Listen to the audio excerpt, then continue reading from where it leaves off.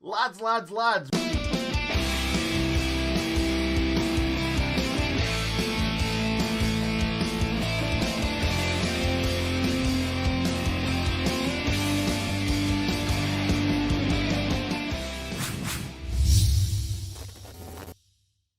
Three. Lads. Welcome back to another match preview on the channel. It is West Bromwich Albion, a must-win game at Bramall Lane at the stupid time of 6 p.m, which meaning I'm going to have to finish work early. Hal, is this the most important game of the season? Yeah, since the last time we played West Brom. Yeah, I said this in my match reaction. It felt like a must-win game last time. It's definitely a must-win game this time. 100%. Yeah, the thing I like about West Brom, it's really the Hal derby, because West Brom are the only team that employ a Hal with Hal Robson-Kanu. I've followed his career, obviously, being the only professional called Hal. I'd have loved the Blades to have signed him at some point. Yeah, that would have been nice for you, wouldn't it? Can you do as good a Cruyff turns as what Hal Robson-Kanu can do there? I'd probably break my ankle. Right, okay, so let's get into it. So, West Bromwich Albion, it's a very exciting time to be a Blade right now. We're actually playing okay, and this is a big game. I'm going to not talk about West Brom too much right now, because we'll come on to it in a bit and find out what we're going to do to win this game. But let's talk about Man City. I feel like if that game was last season, we'd have got something from that game. I felt like they were there for the taking, really. I thought they're a great team, don't get me wrong, but they had so many players kind of either on the bench or injured, so many of their top class players. And we were very, very close with Flecky's absolute wonder volley. It was so close. It was probably one of the closest shots I've ever seen that's not hit the post. Like, at first, you look at it and you think, "Ooh, that was close." But then you actually look at the replay and it was mighty, mighty close. And we defended like Trojans, and we kind of did exactly what I said in the last preview. So that's a little bit of pressure on me to get this one right today. What did you feel about it, Hal, the City game? In a way, I hated it. In another way, I was really proud of the boys. I would have loved it. I can't put into words how much I'd have loved it if that John Fleck strike had gone in, deservedly gone in. Could you imagine the away end as well if we'd have all been there? Honestly, the whole thing about us not being there, it's really starting to get me down. For so many, it is our escape. It is our moment where we are just away from all the worries of the world, and we're all as one, and time stops. And it's tough thinking like that. So I'm trying not to, because I don't know when we'll be back, and I really, really want to be. Yeah, I know. It's definitely going to be next season. Is it going to be before kind of Christmas time? We hope.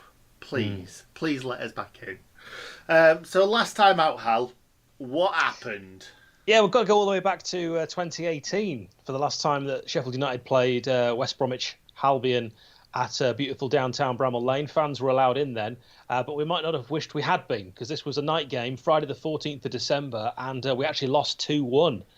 Goals from Gareth Barry and Kieran Gibbs helped West Bromwich Albion come from behind. We were both trying to contend for promotion that season. We took the lead early on through, David McGoldrick. Neat finish on 12 minutes. Gareth Barry equalised with their first chance, as I remember it. Yeah. And that was just before half-time. They had a decent player on loan, Harvey Barnes. He was the architect of their equaliser. And then the on-loan Leicester forward turned provider for the winner with a clever back heel, and Gibbs drilled it from 10 yards to finish. It was a fine move involving former Blade Matty Phillips, I seem to recall, and that victory moved West Brom above the Blades to third. It was the first league win for the Baggies at Bramall Lane since February 2004, also a 2-1. I'll just tell you this. I remember from that game, me slagging off Kieran Gibbs about 5 minutes before he put the ball in the back of the net. I can't remember the last time I saw Kieran Gibbs score a goal. So it's your fault? Before that. Yeah, you could probably say that. I'm saying it. Yeah, you could probably say it. Right, Painful. okay, let's move on. Team news. Listen to what Chris Wilder said earlier. It sounded like we're going to have some players back, believe it or not. Obviously, Ollie McBurney was back after the swan dive. That's the last time I'm going to say it now. And he could start in this game, but obviously, Sander Berger still out. Jack O'Connell still out. The ones that we're looking to get back in are both the left-sided boys, Ben Osborne, Ender Stevens. Are either of them going to be back? Maybe. We'll have to see. But if they're not, I don't mind Jayden Bogle playing left wing back. So I'll quickly run through the team that I think they're going to play. So Aaron Ramsdale in the goal, obviously getting better. As Hal, you said that on your fans react as well, didn't you? Yeah, absolutely spot on. Getting loads better, loads more confidence as well. Right wing back, I think this is what I would do. If Ender Stevens is back, I would play Jayden Bogle at right wing back. No disrespect to George Baldock, but this is a game that we need to start off on the front foot as quickly as possible. Jayden Bogle, right wing back, getting forward, getting into that box, back stick, boom, goal. First 10 minutes, gonna say it. If Ender Stevens is fit, I would put him at left wing back. I think he's a great option going forward. But if George is playing right wing back and Bogle left wing back, I'm fine with that. Absolutely fine. I think it'll be the same back three as it has been for the last few games. They've all played particularly well, except for the dodgy goal that we gave away against Man City. Poor from Ampadu, Bogle and Basham, really. But I think it's going to be Bash, Egan and Amp. I don't know why I said that. I've never said that before. Ollie Norwood, centre defensive midfield. Lunne and Flecky. Flecky getting better and better with every game. And they actually spoke to him, didn't they? In the press conference this time. I love listening to John Fleck speak because every time he answers a question, he answers it with about 6 words maximum. He's not a talker, is he? He's definitely not a talker. No.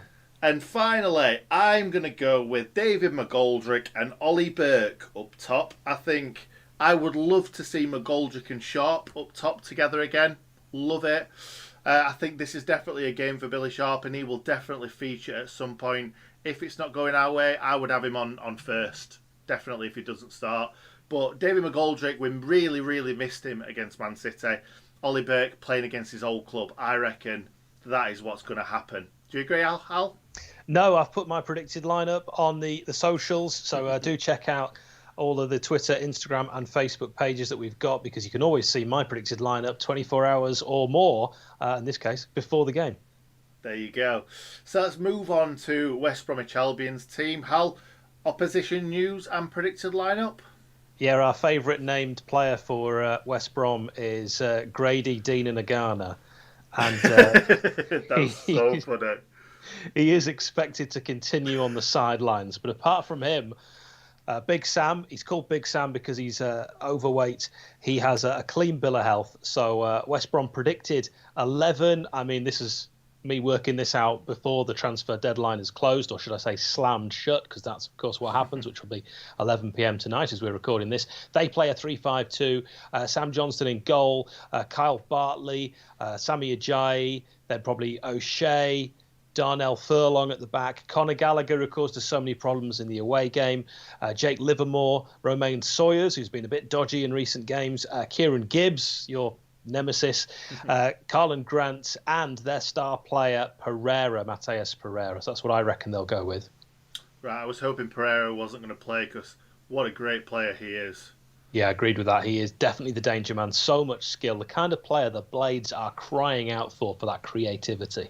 Absolutely. That's why I was hoping we were going to try and get someone like Ben Rama or Eze or someone like that, but obviously it never happened. It's not in Chris Wilder's kind of what the team he likes to play, really. So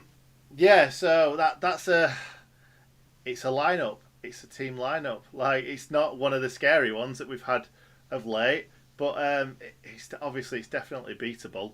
It's if what Sheffield United team turns up, what West Brom team turns up.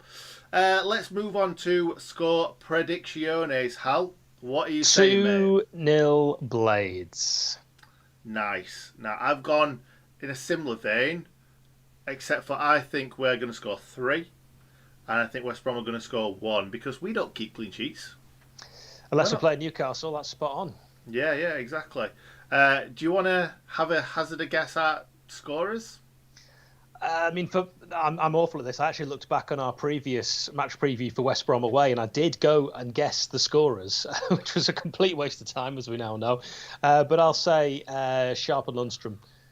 Lundstrom. Wow. Fair enough.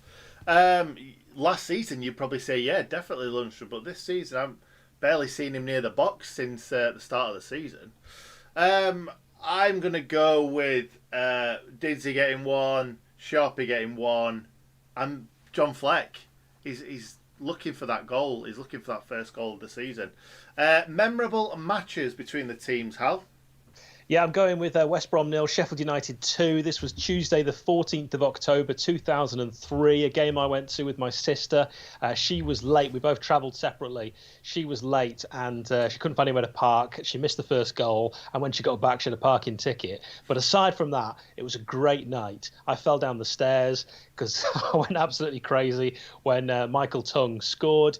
And we also had Ashley Ward giving the Blades that 2-0 win at the sold-out Hawthorns. The Blades leapfrogged the Baggies to go top of what was then the First Division table. A very impressive victory. Of course, it was over Gary Megson's side as well, which is just extra sweet.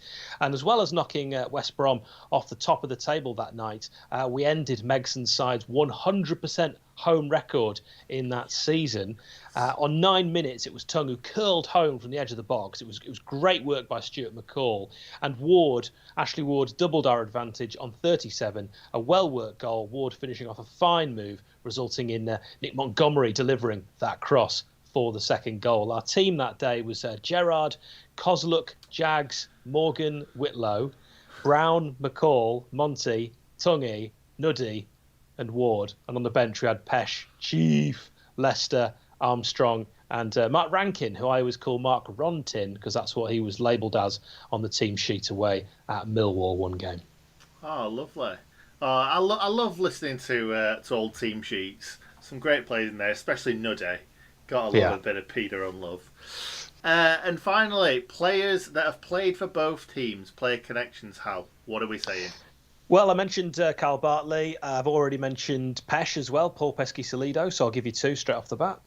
Okay, lovely. What I'm going to quickly say is Ollie Burke and Callum Robinson for obvious reasons because they still play for both clubs. And you've just said Carl Bartley as well. He plays for West Brom. Matty Phillips, does he still play for West Brom? He does, doesn't he? I don't know if he still does, actually, but I did mention him already. So, we'll have to throw him in. Okay. Are you looking it up? I am. Go for it. You carry on. I'll give you another one. The one thing I was very conscious of was not just listing the same players did last time, and often we can end up doing this for ages. So I'm only going to give you one more, but it is the most, I think, synonymous with this fixture player, and that is George Santos. Yes, George Santos played for both. Fair play. He does still play for West Brom, so that's nice. I'm just going to run through the ones that I've got. I've got a couple of random ones that I've never seen play. Eddie Colloon, Mel Rees, Jeff Horsfield, who was great for West Brom, terrible for us. Joe Mattock, terrible for us. Piggy, Rotherham. Craig Beattie, 1 goal in 13 for us. Terrible. You know, we actually replaced James Beattie with Craig Beattie, and that is, I think, the worst bit of transfer business the Blades have arguably ever done. I wonder how many. This is a stat for old Stato Adam. I wonder how many teams in the past have replaced a namesake for namesake. Well, Fulham replaced John Collins with Collins John. Yeah, I remember that. That's so good. There was that one. I like that. That was a good one. Yeah, and the other one that I've got on my list is Rob Hull's 10 goals for West Brom in 38 games. Well, people will be mentioning, and they already are in the comments, why I didn't do the Battle of Bramall Lane. That's because we did that one for the away game as a memorable match, so I wasn't going to just do that again. Some other comments. Kyle is not exactly as positive as we are. He says, far too far adrift. John Wallace, sharp up front with McGoldrick is what John would go with. Jamie Slack says, I used to go to Sheffield United Bramall Lane when I was a kid. You guys somehow stayed up, but I'm afraid not this season. You'll have to get promotion next season. You're too good for the Championship, so you should storm it. Also, mentioning here, Abdul says when we played West Brom in 2000 with 5 players left, and Gary Megson absolutely fuming. For Real Belief says, I hope you guys are right. We will win, because OMG, we need to win this one out of all the games this season. You're absolutely right. I mean, even if you are one of those people saying it's too late, we're a lost cause, there's still over 50 points to play for in 17. What's it? 17 games left. 17 times 3, that's 51, right? 51 points left to play for. I know it looks, with Brighton's result, like it is too difficult. But even if you think that, what we can't be is the worst team in Premier League history. So we've still got to win games. We've got to get above 11 points. And we've also got to not finish bottom, because we're much better than West Brom. Yeah, we are. We're better than Fulham. I think we're the third worst team in this league. I'm going to be honest. I think it'll be very, very difficult to catch Burnley and Brighton, Newcastle, those sorts of teams. I even thought Leeds might kind of free fall at one point, but they seem like they pulled themselves together. I think that we it's too far. It's too far gone. But there's no reason why we can't just go and have a great end to the season, because we've seen so many teams in the past that have kind of lost so many games in the Premier League, and you lose so much confidence. You lose other players, and then you just fall down the leagues. We've seen it happen so many times. So what we need to do is have a great end to the season, shocking start, great end to the season, and then go into next season, whether it's in the Premier League or in the Championship, and just absolutely storm it. Yeah, you're just nodding, Hal. Yeah, I can't disagree with that. Absolutely. all I would say is, if you need cheering up, there's merch that you can purchase, links down below. And, of course, always try and join us for these previews, Match Reaction and Fans React. Absolutely. And before we go, what I'm going to say, Hal, is there's a manager connection. Do you want to hazard a guess at the manager connection? Oh, no, I can't think of anyone. One of the worst Sheffield United managers in recent history. He kept West Bromwich Albion up. Oh, Brian Robson, of course. Kept them Robson up with the lowest amount of wins. I think they only won 6 games that season. Yeah, I tried to erase Brian Robson from my memory warehouse, but you're absolutely right. Absolutely. So what I'm going to say before we go, this is how I think we should play and how I think we are going to play. Chris Wilde has already said that this is a must-win game, and he doesn't say that just off the cuff, ever. It's normally like, yeah, we want to get as many points as possible, but nothing's a must-win game. This one is a must-win game.